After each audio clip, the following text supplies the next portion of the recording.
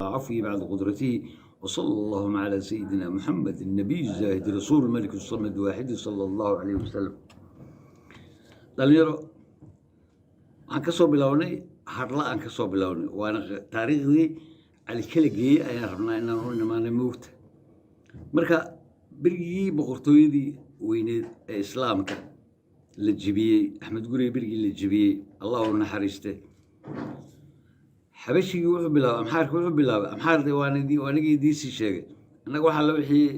af soomaaliyan ku hadli waayo noo amxaar ayaa wuxuu bilaabay inuu dadkii iska horgeeyo oo isku diro soomaali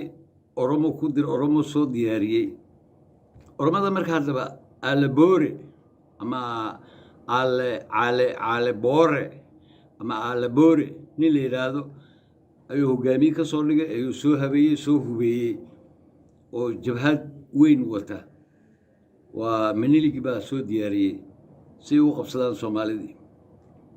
waa la qabsaday soomaalida ilaa saylac iyo dhulkaa waa la tegey albuuraa wuu qabsaday dhulkaa oo dhan haddaba maxaa dhacay marka waxaa dhacday xoog keliya looma baahna maskax baa la rabaa marka geesi baa soo baxay cali kala geeye cali wuxuu ahaa hogaamiye waanigii soo sheegay yubidda boqortooyadii markay ka talinaysay dhankaa iyo herer iyo ay ka talinaysay isna inuu maaragtay halkan hogaamiye ka ahaa waanigii soo sheegnay haddaba saldanadiisa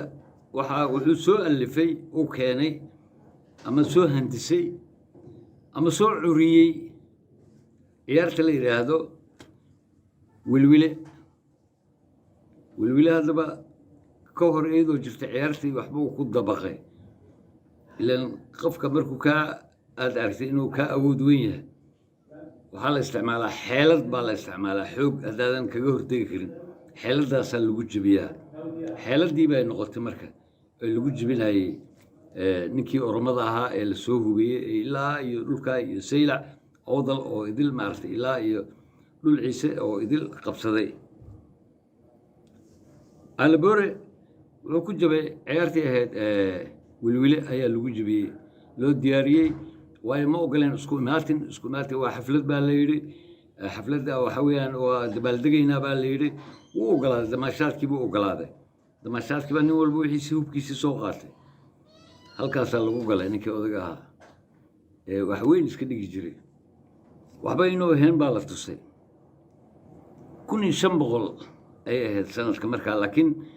waa taariikhda waxaa weeyaan kor walba waa la isku khilaafaa laakiin qarnigii 16aad markaan ka soo bilaawno boqortooyadii maxaa la yidhahdaa menilig ayaa abuuray nimanka kan si uu ugu jibiyo qowmiyaddan xoogga weyn leh ee islaamka ah inuu kala furfuro oo burburiyo markii dhan loo eego wuu ku guulaystay laakiin marka dhanka kale aan ka egno kuma uusan guulaysan weli haddii aqoon-yahanka uusan maskaxda ka shaqaysiinin uusan cilmi ku dabaqin awooddiisa oo cilmigaasoo ah tafsiirka qur-aanka iyo axaadiista rasuulka calayhi salaatu wasalaam waa muhiim haddaadan haynin maba guulaysan kartid ma ogtaha waa lagu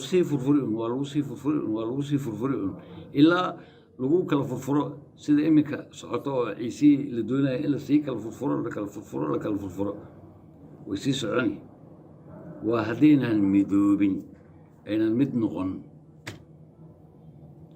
dhalinyarada aqoonta ku baraarug aqoontaadu iyayna noqon ninna inaad cadowsatid ninna inaad maaragtay walaal ka dhigatid dadka walaasho tus walaaltinimadii berigii islaamka la ahaa tus waxaan ku soo koobaynaa qaybtatan intaa baan ku soo koobaynaa waxaan keliya aan ku biirinayaa waayo aan sababta aan ugu celcelinayo kol walba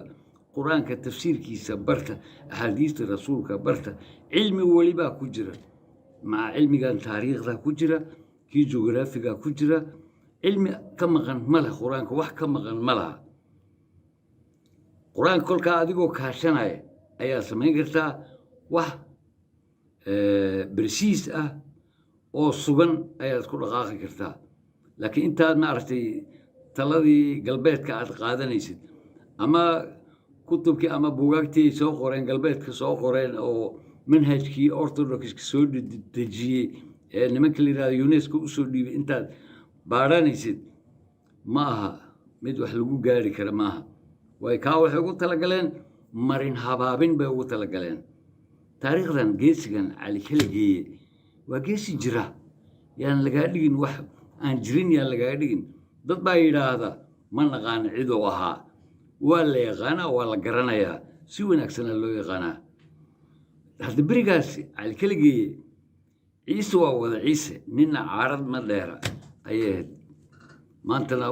kana keera kana kaasa waa calaamaadka furfuridda ee gumaysiga iska diida ka dhiidhiya wasalaamu calaykum waraxmatullaahi